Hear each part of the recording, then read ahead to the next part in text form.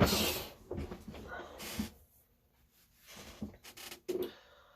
guys, it's 9 a.m., August 22nd.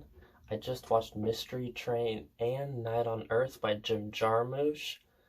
Let's talk about it.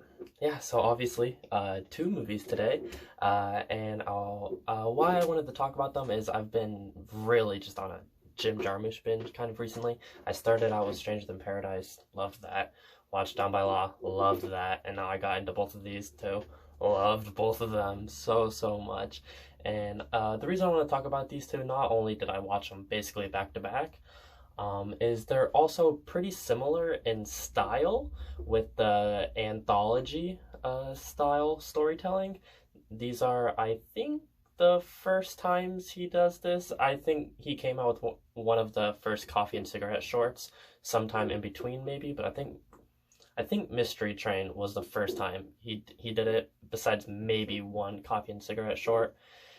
So this is kind of when he proved himself in that regard, and that's easily one of the things he's most known for, is that kind of style of filmmaking, and I think he really perfects it in these. Obviously, I haven't seen his other movies, but it's to a level of absolute perfection in both of these for different really great reasons. I don't want to get into spoilers on this one because I really think you should watch these movies and just experience them, because they really are just character studies of watching these people and really growing and understanding and learning these characters and the environment that they're in and watching them interact with each other. And it's just a really great emotional experience that I think really works in both of them. I do think the emotions perhaps do lack in Mystery Train more, but that does substitute it for a more cohesive and I think rounded movie. I think Night on Earth, it does really feel like individual stories. Like, it is connected to the clocks, and there are some thematic elements that are tied through, but they really almost do feel like Coffee and Cigarette type beat shorts. And the ones in Mystery Train are a lot more tied together, as you'll see slowly throughout. There's this great, basically reverse Chekhov gun in play throughout it, and a lot of other stuff interwoven throughout all three of the stories, just showing how they actually relate. And it's really interesting in that regard.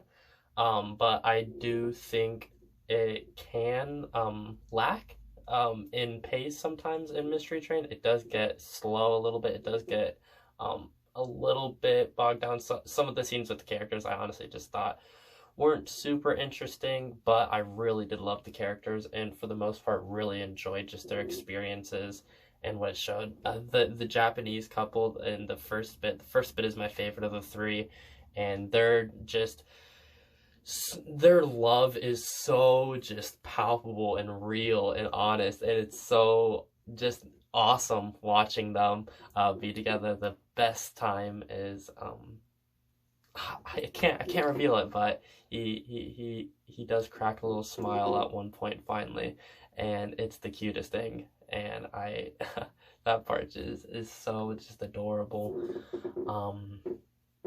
But like I was saying with Night on Earth, I do think Night on Earth is the better of the two, and I think it works a lot stronger in its themes and character building, in that Mystery Train more feels like a rounded out solid movie, I think, and Night on Earth, though it is those more separated stories in the anthology, it's with the themes and characters that it... Hey, sorry, the video cut out. I'm back though.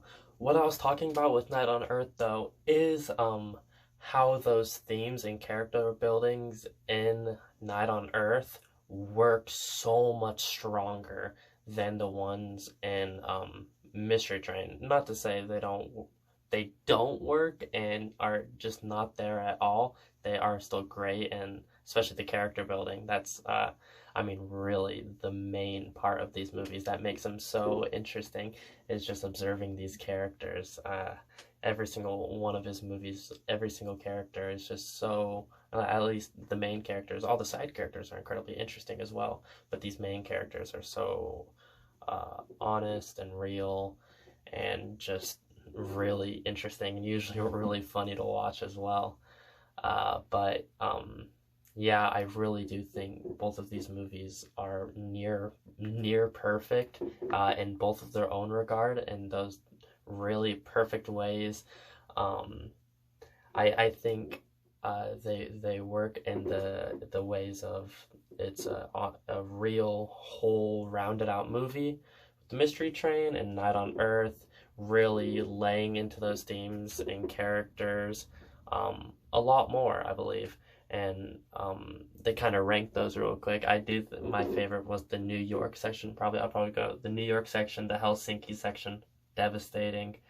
Um, and then I would probably go with the Paris section, which is also just really funny and a great, great part. Some really great acting in that part. And then the Rome section, just absolutely hilarious. Roberto Benigni is just the funniest man alive. And then the last one would be the Los Angeles one. I do think is the weakest one. But shout out Winona Ryder. She's perfect in everything. But yeah, I really, really love both of those movies. I'm really excited to check out more Jim Jarmusch movies for definitely. He has a really wide catalog that I'm excited to dive deeper into. Maybe we'll go deeper into some of them in the podcast once I get through all of his movies. But I really do recommend these two. They just are beautiful, hilarious, real, awesome movies. Yeah. So yeah, thanks for listening. Check out our social media, In the Closet with Jacob Nestor on Instagram or Twitter, or follow me at Jacob Nestor 568 on Instagram, Twitter, and Letterboxd as well. Check this out on YouTube. Check out the audio cast and video cast for the podcast on YouTube, Anchor, Overcast, whatever. And see you guys next time. Bye.